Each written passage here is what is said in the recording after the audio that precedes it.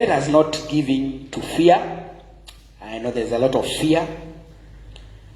And some people, not you, some people may decide not to come to church because of the fear that is there. And we pray for them, even as we pray for ourselves, that God will watch over us, even as we continue. So I want us to rejoice in the house of the Lord. Let us be glad. Let us rejoice. This is the day that the Lord has made. If you'd go with me to the book of 2 Corinthians, please turn there. 2 Corinthians in chapter 6. That is where the word of God is coming from this morning. I can see you turning the pages of your Bible. You don't have one? All right, please come carry your Bible. Have your Bible. Or have the one in your phone. It's okay. You just turn to the book of 2 Corinthians in chapter 6. For the time that I have, this is where the word of God will come from this morning as we continue to build on the theme of revival. We are in the month of revival, and beginning next Sunday, 28th, we have our revival conference beginning Sunday and going all the way to Wednesday. We are going to be giving you details as we continue. So we are building on this theme of revival, and we are reading from the book of 2 Corinthians and chapter 6. I'm going to read from verse 14. Reading from the NIV, the Bible says, "Do not be yoked together with unbelievers. For what do righteousness and wickedness have in common? Or what fellowship can light and have with darkness? What harmony is there between Christ and Belial? Or what does a believer have in common with a non-believer? What agreement is there between the temple of God and idols? For we are the temple of the living God. As God has said, I will live with them and walk among them. I will be their God, and they will be my people. Therefore, come out of them and be separate, says the Lord. Touch no unclean thing, and I will receive you. And I will be a father to you, and you will be my sons and daughters, says the Lord Almighty." Chapter 7 and verse 1 is a continuation. I want us to read that one. Chapter 7 and verse 1. Give us chapter 7 and verse 1. We have it here. I want us to read together. Can we? In 1, 2, 3. "Therefore, since we have these promises, dear friends, let us purify ourselves from everything that contaminates body and spirit, perfecting holiness out of reverence for God."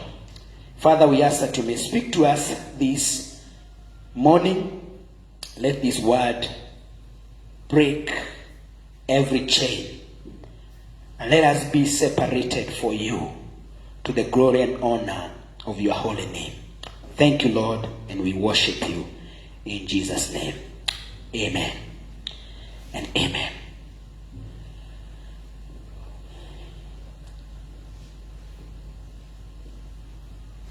Be ye separate. Being separated in a connected world. Being separated in a connected world. Now, due to the advancement in technology, we all over the world have become connected. So connected that it feels odd when you are not connected to the internet nowadays. I don't know. I want you to look up. I don't know whether you've been of late in a place and for a whole day you never visited the internet. Maybe you lost your phone or you didn't have the connection. And people feel like there is something that is happening and I am not aware of. And something will happen and I will be left behind. And so we want to be connected every minute. Every minute. Whether in the church, sometimes there is a temptation to check the news. I have seen people reading the breaking news in the service. Because we don't want to be left behind. We want to be connected.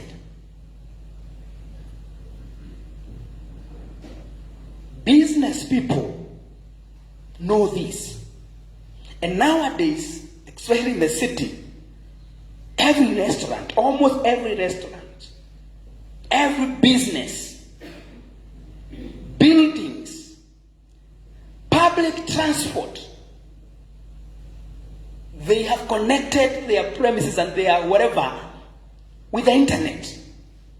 Because people want to stay connected.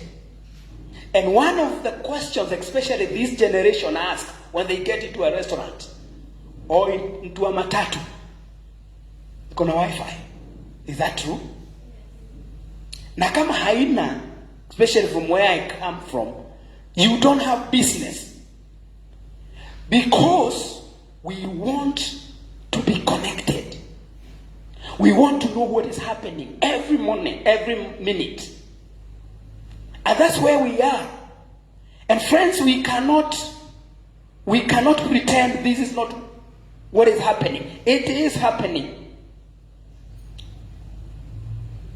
In real time, today, we can see what is happening all over the world. If you read the book of Revelation, can't remember the chapter, I believe it's in chapter 11, John says, and this has not happened yet, but it will happen in the future, that there will be this prophet who will be killed or shot and he will have a wound. It's prophetic in the book of Revelation, somewhere maybe in Jerusalem, and the whole world will see.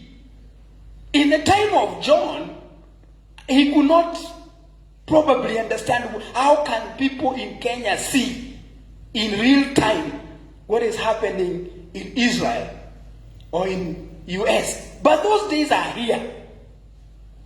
Those of us who watch news when Trump supporters attacked Capitol Hill, we saw it. It was not recorded. We saw them going and breaking doors because the world is connected. We are so connected. I've said this just to introduce my short sermon this morning. How can we, the people of God, be separate in a connected world? Because we have been called to be separate. And I want you to mark the difference between separation and isolation. God is not calling us to isolate ourselves. Isolation is where we stay in one estate. We don't buy from shops of non-believers. That is isolation. That is not what God is calling us into. God is calling us to be separate. And this is what I'll be looking at as we continue. Well, the world today is so much connected. God's children are called to be separated. We cannot have revival until we separate ourselves unto God. We separate ourselves unto holiness. We separate ourselves and to righteousness. I'm going to that as we continue. You see, failure to be separated has quenched the fire in the church. And that's why often we have to be revived. Because we sometimes get so connected to the world, there is no difference. You cannot differentiate a believer from an unbeliever. And we have to be revived again, so that there will be a distinction between the children of God, the children of the world, the children of the light, and the children that walk in darkness. Let's go back to our text in the book of 2 Corinthians in chapter 6 verse 14. Of all the churches that Apostle Paul ministered to, the church at Corinth was worldly. There was a lot of worldliness in the Corinthian church. They were so worldly that they tolerated everything. If you read the book of 1 Corinthians chapter 5, Paul is rebuking this church because they had welcomed a brother who was committing immorality with a stepmom. It's the Bible. In the book of 1 Corinthians chapter 5.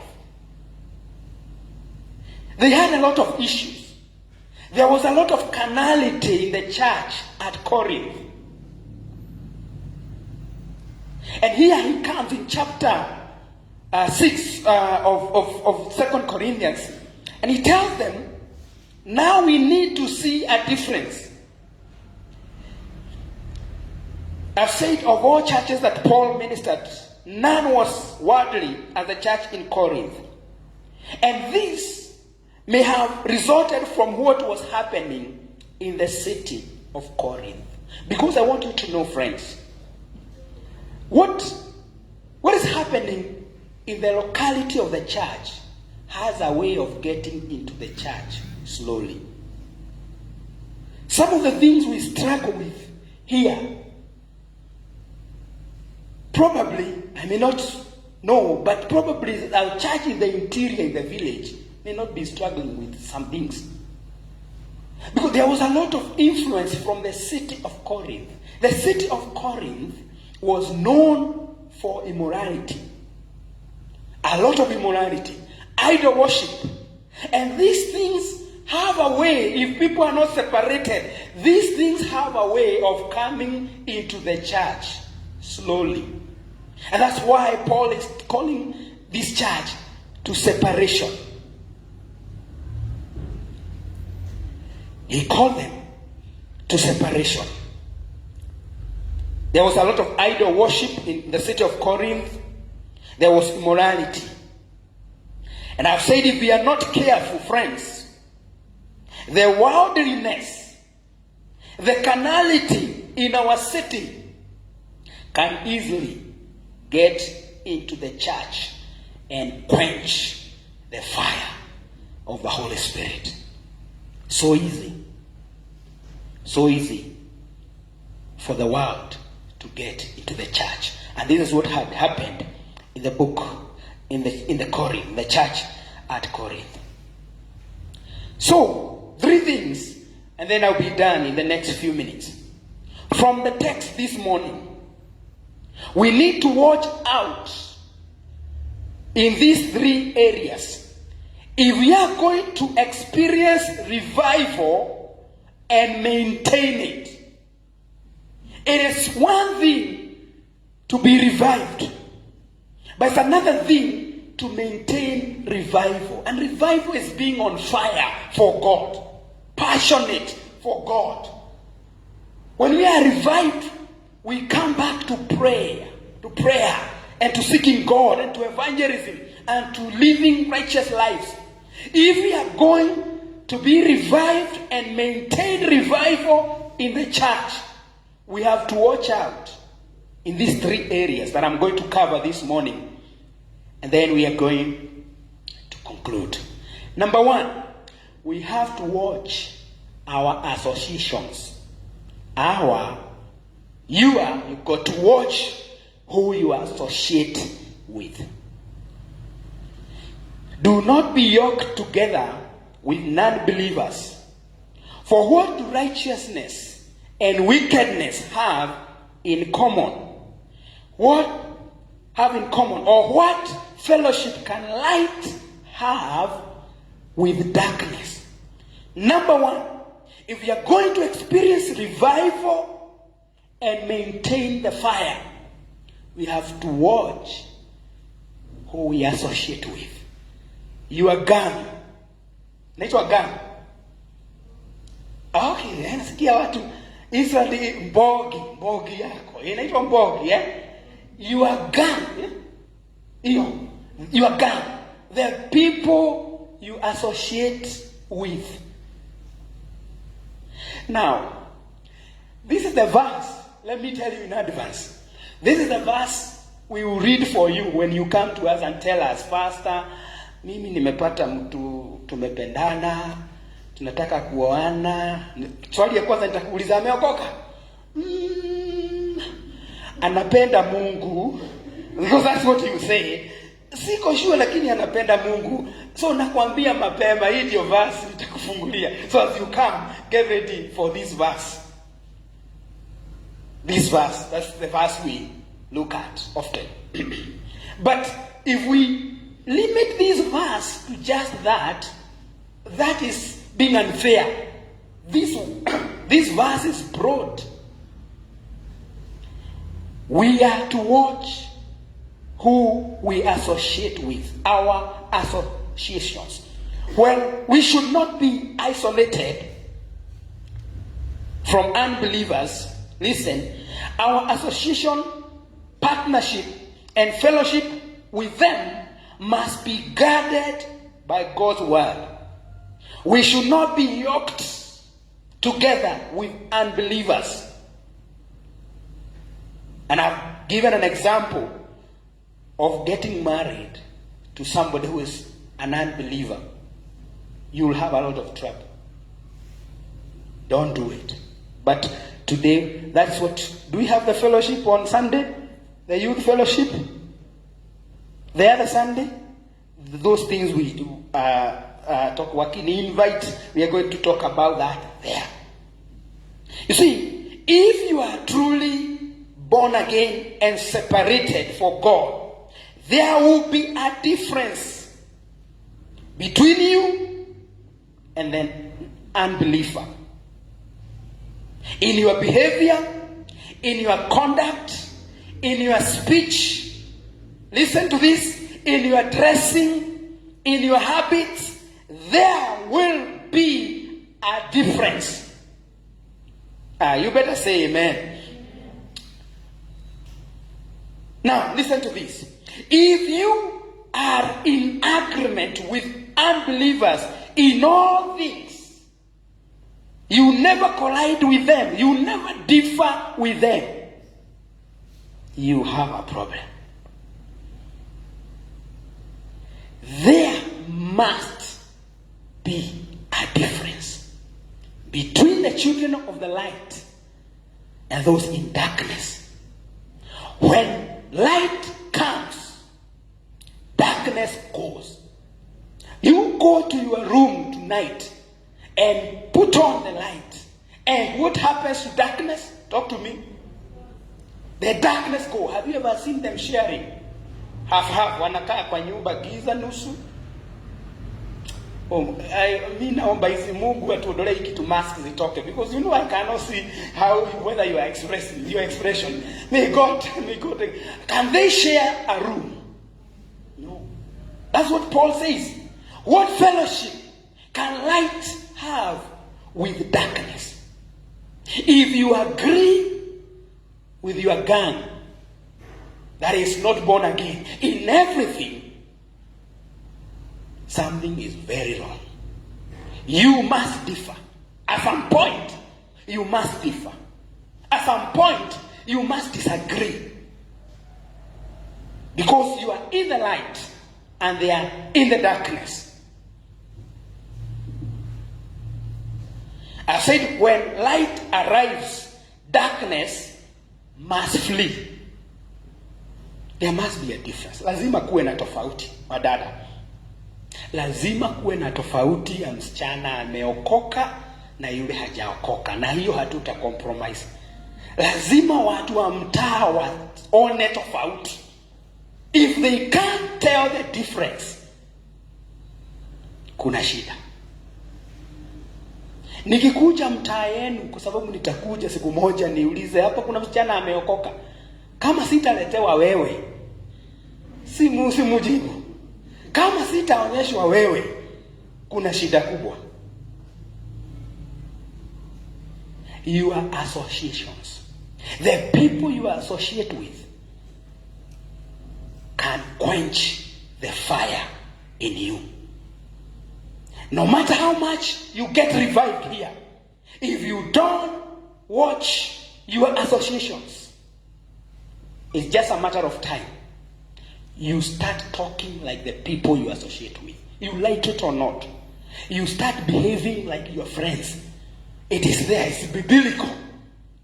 Bad company corrupts good morals. That is the Bible, the Word of God. 1 Corinthians, I believe, 15:33. And you cannot be in the wrong company and say, me, I'm saved. Me, they cannot affect me. Me, I cannot be affected. No, you will be affected. You will be like them. If we are going to receive revival and maintain revival in church, we've got to watch who we associate with. Number 2, for those who write, you got to watch what you tolerate. Now, these words have 2 letters that disturb some of us. What you tolerate. I'm very careful there. What you tolerate. The Corinthians church was known for tolerating sin. I've told you can go and read 1 Corinthians chapter 5. And just like today, this word is very common. Acceptance. Just accept people the way they are. Just tolerate. Don't be too holy. Just accept people. That's how they were made. It's their right. My dress, my... No, mimi sijasema hiyo ni nini. Do you know what that statement says? Let people be what they... Now that is acceptable there. But we are going to maintain revival and the fire of the Holy Spirit in the church. There are no human rights here. There is the Constitution, and that is the Word of God. And we have to live by it. Let's say amen. There's a lot of tolerance. You've got to watch what you tolerate. You see, God will never lower his standards in order to accommodate human rebellion. God, there will never be an amendment to this constitution. We have BBI. We can amend the constitution of Kenya, of US, has been amended so many times, but this will never be amended to accommodate our feelings, to accommodate the times we are in. The Bible will never be amended. What the Word of God says is wrong. It will remain wrong in 2021, in 2050. It was wrong in AD, whatever, when the Bible was written. It remains wrong. Watch what you tolerate. You see, friends, though Jesus, and people quote this, Jesus was a friend of sinners. That is biblical. Though he was a friend of sinners, he did not sin. And sinners did not alter his behavior. He was a friend of sinners. And remember, I said, we are not being called to isolate ourselves. We must work with non-believers. Some of us are employed by non-believers. Some of us have unbelievers in our families. We are not being isolated from them, no. But there must be a separation in our way of thinking, in our way of conduct, in the way we walk, in the way we behave, in the way we talk. There must be a separation if we are going to experience revival and maintain revival in the house of God. You see, when we start tolerating sin in our lives, we quench the fire and there can be no revival. And I have a question for you. That I would want you to answer. Those of us that are here, those watching. Are there some things you have begun to tolerate? Some years back, you could not stomach that. You hated it. It was sinful. But gradually, you are starting to accept it. Are there some music you could not listen to? But nowadays, you are listening to.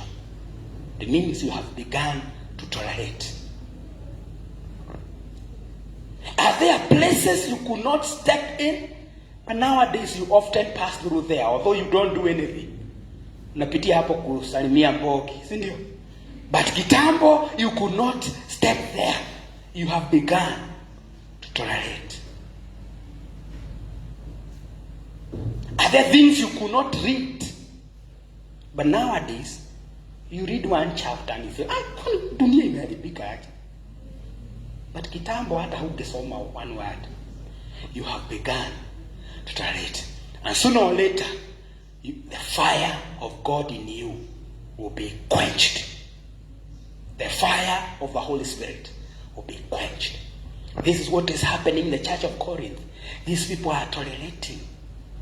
You can be the way you want. It's free. There's grace. God loves us all. No, He does. But He is calling us to separation. Praise the name of the Lord. Well, number 3, as I conclude. Number 1, we have said, if we are going to receive revival and maintain it, we have to watch who we associate with.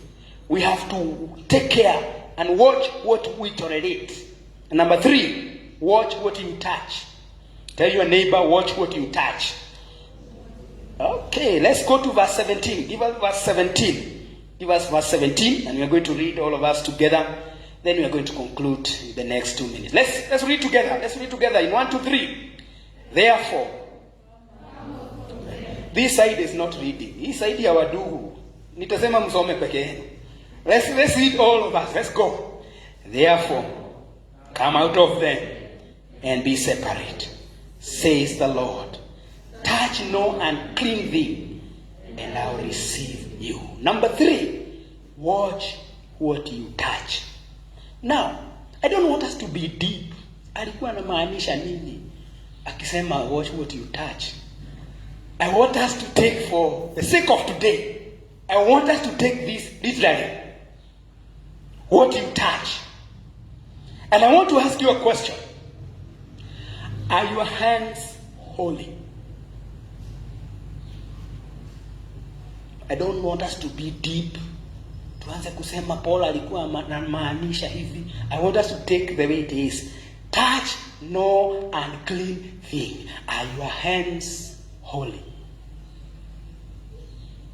The Bible in the book of 1 Corinthians, if I'm not wrong, 2:8, men ought to pray, lifting their holy hands to God. Are your hands holy? What is it that defile our hands? Is what we touch. What we touch. What did you write with your hands? And I want us to take it literally. Sitaki uanze kukua deep hapa. Ati useme kuna maana nyingine. Nataka tuangalie hiyo. What did you write? Because what writes? It's our hands. Is it? What did you type this week? Did you write some words zile zinaekangwa XXX? Because somebody alikuwa amekukasirisha and we wanted to give them a piece of your mind. And that same hand, we raise it to God. Leana tuambia tuinue mikono. Is your hands holy? Are your hands holy? Sorry.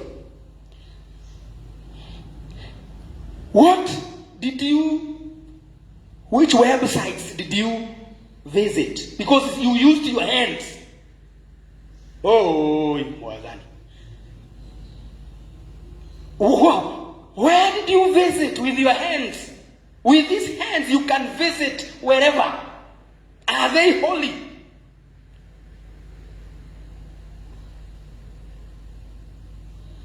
Do we have single people here? Yeah? Si useme ndio.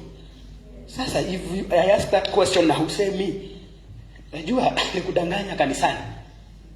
For those of you, and I want to be very serious here, those watching, those that are here, those of you that are single, not married, you are dating, that girl is not your wife.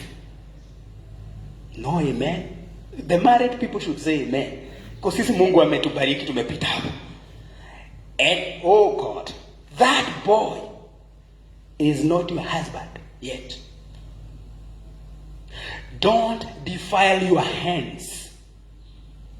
God. Nitasema hata mkiniangalia vibaya.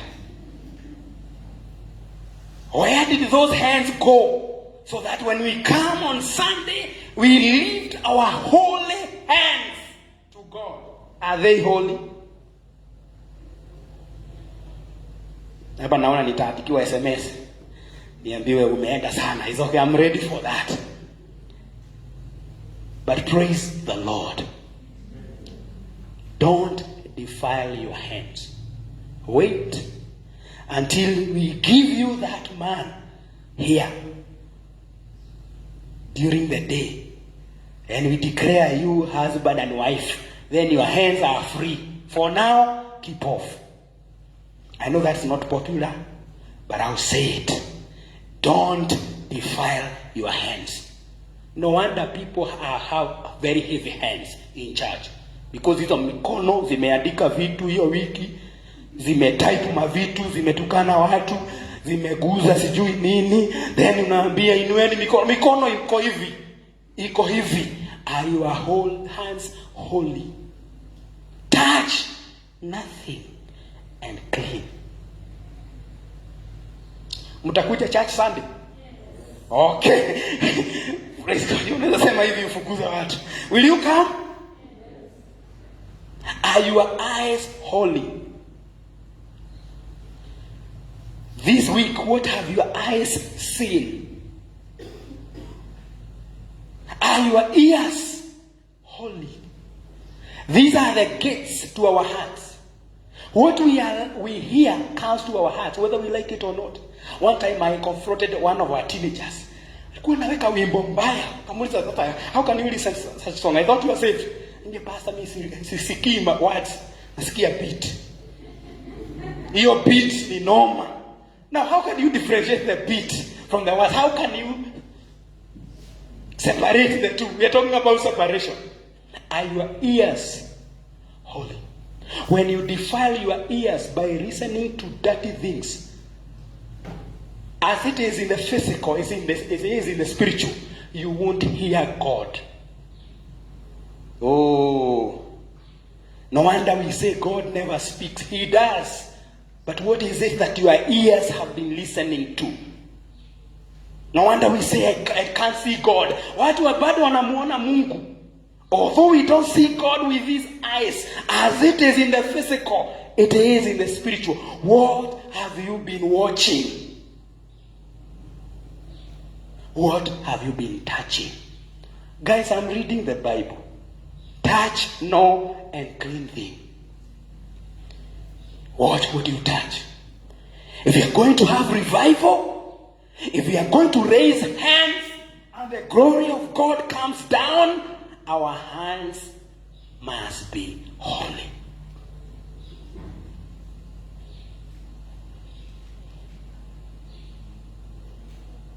All these, your hands, your eyes, your ears are the gates to your heart. And when you are not careful, you grieve the Holy Spirit. Let me tell you how to know whether what you are listening is good or not. Because there can be no middle ground. Something is either good or bad.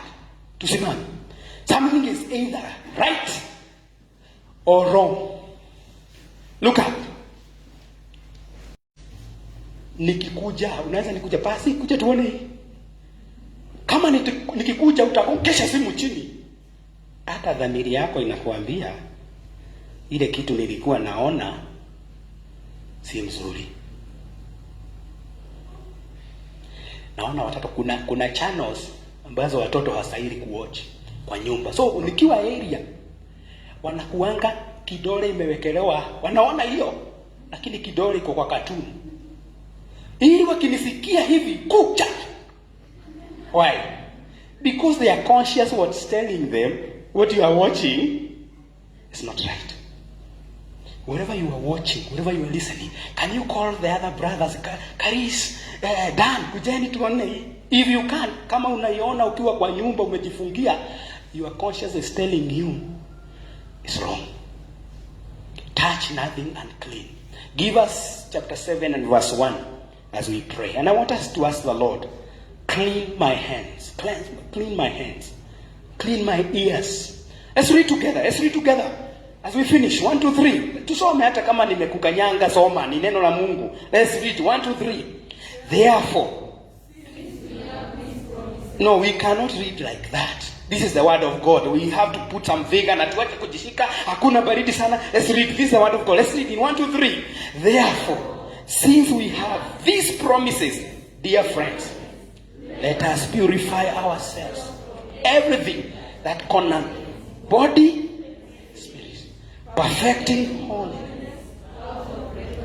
If we are going to experience revival, we must purify ourselves from everything that contaminates body and spirit. Are your hands clean? Are your ears clean? Are your eyes clean? God is merciful.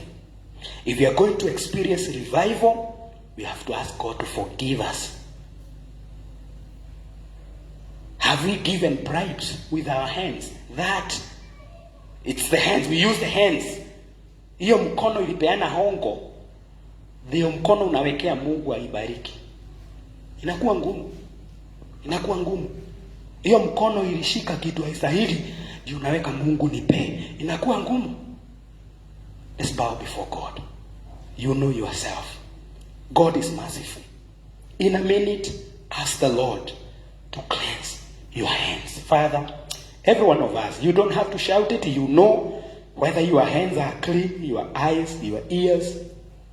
Father, we need revival.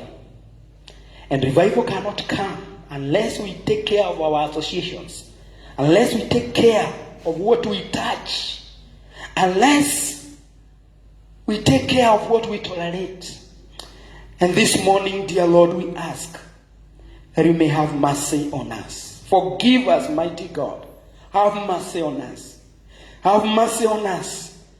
That when we come to the house of God and raise our hands to you, they will be holy hands, acceptable in heaven. Father, we ask that you may have mercy on us. Cleanse us from all unrighteousness. Some of us have touched unclean things. Therefore, there cannot be revival. We have grieved your spirit by what we watch, by what we listen.